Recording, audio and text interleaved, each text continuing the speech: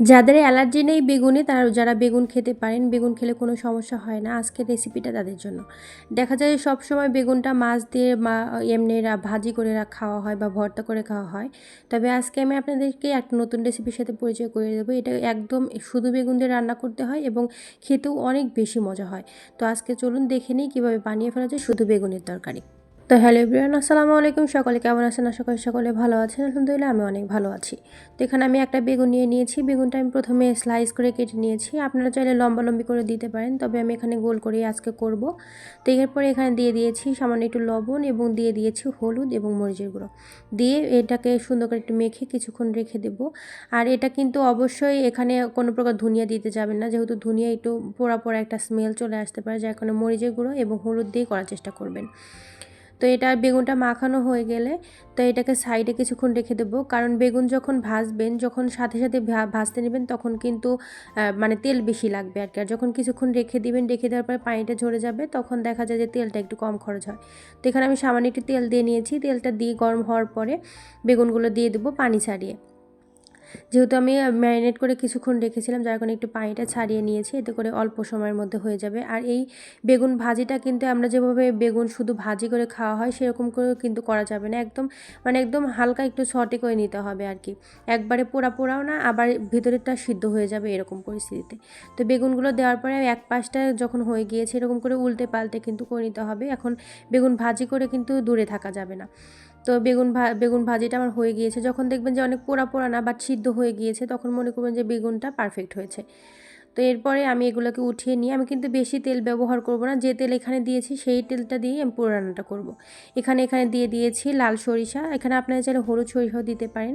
তো লাল সরিষাটা দিয়ে আমি কিছুক্ষণ এটাকে ভেজে নেব। যখন লাল সরিষাগুলো ফুটতে শুরু করবে তখন এখানে দিয়ে দেব টক দই। তো টক দইটাকে, এটা রান্নার যে মেইন উপকরণ সেটা কিন্তু এই টক দইটাই। এই টক দইটাই বেগুনটাকে আরও অনেক বেশি টেস্ট করে আর কি। তারপরে এখানে দিয়ে দিয়েছি সামান্য একটু মরিচের গুঁড়ো, তারপরে দিয়ে দিয়েছি হলুদ গুঁড়ো এবং দিয়ে দেবো একটু ধনিয়া গুঁড়ো আর কি। ধনিয়া গুঁড়ো দিয়ে তারপরে এটাকে সুন্দর করে কিছুক্ষণ কষিয়ে নেব। আগে কিন্তু কোনো প্রকার পানি ব্যবহার করা যাবে না। সুন্দর করে কষিয়ে নিয়ে যতক্ষণ পর্যন্ত সুন্দর একটা স্মেল আসবে ততক্ষণ পর্যন্ত এটা কষিয়ে নিতে হবে।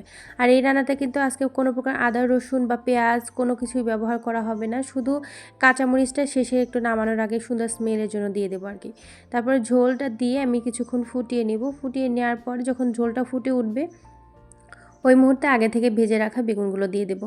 বেগুনগুলো দিয়ে কিন্তু অনেক বেশি ঝোল দেওয়া যাবে না। একটু সামান্য মাখো করে ঝোল দিতে হবে, যাতে অল্প সময় লাগে, যেহেতু আগে থেকেই বেগুনটা একটু সিদ্ধ করা ভাজা আর কি।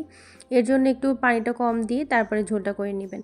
তো বেগুনগুলো আমি দিয়ে নিয়ে তারপরে ঢেকে কিছুক্ষণ রান্না করে নেব। আর আমার ভিডিওটা যারা দেখেন তারা অবশ্যই একটা লাইক এবং একটা কমেন্ট করে দিবেন এবং আমার চ্যানেলটাকে সাবস্ক্রাইব করে দিবেন।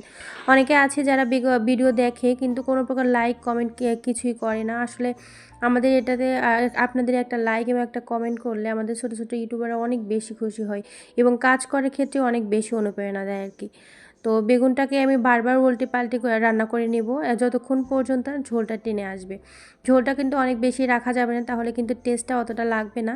তো ঝোলটা যখন দেখবেন যে মাখো হয়ে একদম টেনে এসেছে, অল্প সামান্য একটু এসেছে, আপনারা চাইলে যদি টক দই বেশি ব্যবহার করেন সেই ক্ষেত্রে একটু চিনি ব্যবহার করতে পারেন। নামানোর আগ দিয়ে একটু চিনি ব্যবহার করলে এটার টেস্টটা আরও অনেক বাড়ে।